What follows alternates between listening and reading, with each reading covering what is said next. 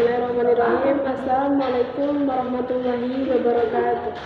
Perkenalkan, nama saya Ulansari, NIM 36220012. Baiklah, saya sini ingin menjelaskan materi tentang teori konsumsi Islam. Teori perilaku konsumsi Islam yang pertama yaitu pengertian konsumsi Islam dan ruang lingkup. Pengertian dalam kamus bahasa Indonesia disebutkan bahwa konsumsi yaitu pemakaian barang hasil produk seperti bahan makanan, pakaian, dan sebagainya. Barang-barang yang langsung memenuhi keperluan hidup kita. Menurut Samuelson, konsumsi adalah kegiatan menghabiskan utility, nilai guna, barang dan jasa. Yang kedua yaitu ruang lingkup. Ruang lingkup adalah konsumsi Islam atau batasan subjek konsumsi Islam.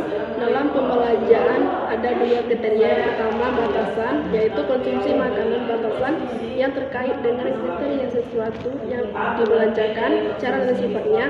Batasan ini adalah yang dirumuskan oleh Islam mengenai konsumsi yang terkait dengan cara dan macam tanpa melihat pada kuantitas sesuatu yang dibelanjakan sedikit atau banyaknya, yaitu pembelanjaan yang terkait dengan hal-hal yang diharapkan di Islam seperti khamar dengan berbagai jenis dan namanya, berbagai macam tembakau, rokok yang dapat merusak badan dan patung-patung yang telah diharamkan. Yang kedua yaitu batasan kuantitas dan ukuran. Antara yang termasuk dalam kriteria ini yaitu membelanjakan harta yang diperlukannya dari yang tidak dapat dipertanggung oleh pendapatnya. Yang ketiga yaitu batasan konsumsi pakaian.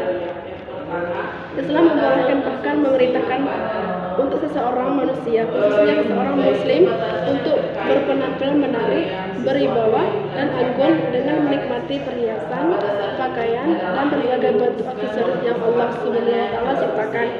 Islam mewajibkan umatnya untuk menutup auratnya, yakni wilayah anggota badan yang bagi orang beradab dan bersih fitrahnya malu bila melihatnya. Selanjutnya yaitu yang B, prinsip dan tujuan ekonomi Islam berkonsumsi. Dalam ekonomi Islam konsumsi dikendalikan oleh 5 prinsip. Yang pertama yaitu prinsip keadilan. Syarat ini mengandung arti nggak ada yang penting mengenai mencari makanan dan minuman secara halal dan tidak larang hukum. Yang kedua yaitu prinsip kebersihan. Syarat yang kedua harus balik atau cocok untuk dikonsumsikan atau dimakan, tidak kotor ataupun menjijikkan sehingga merusak selera.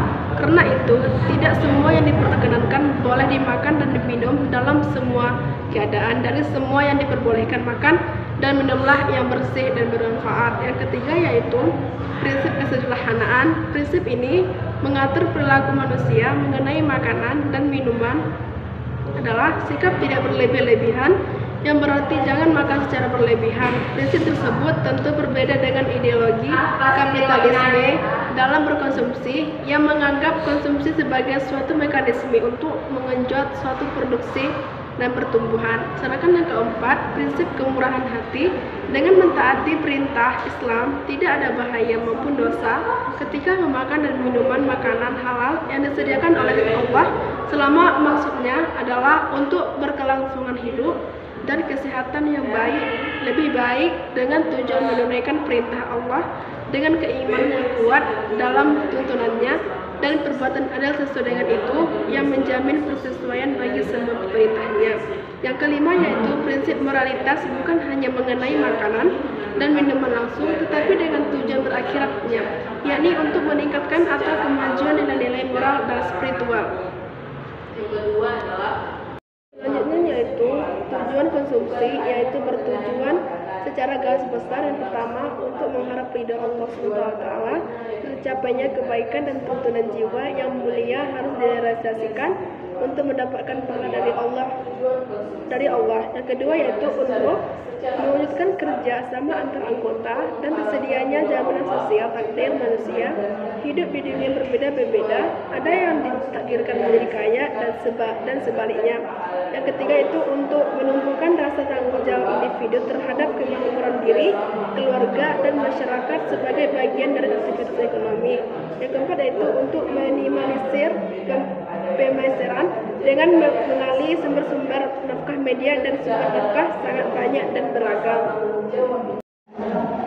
kedua yaitu maslahah dalam konsumsi. Yang pertama, maslahah dan kepuasan jika dilihat dari kandungan maslahah dari suatu barang dan jasa yang terdiri dari manfaat dan berkah, maka di sini seolah tampak bahwa manfaat dan berkah adalah identik. Sebagai contoh adalah dua orang Said dan Hinduan yang dalam keadaan yang sama atau rasa lapar ya kesukaan yang sama-sama mengonsumsi daging sapi.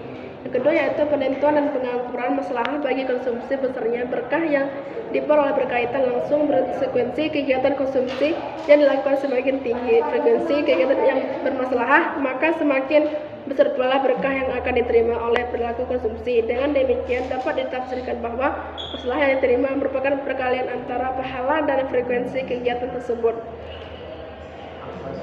Baiklah, demikian pembahasan dari saya tentang teori konsumsi Islam. Bila ada salah, saya mohon maaf. Wassalamualaikum warahmatullahi wabarakatuh.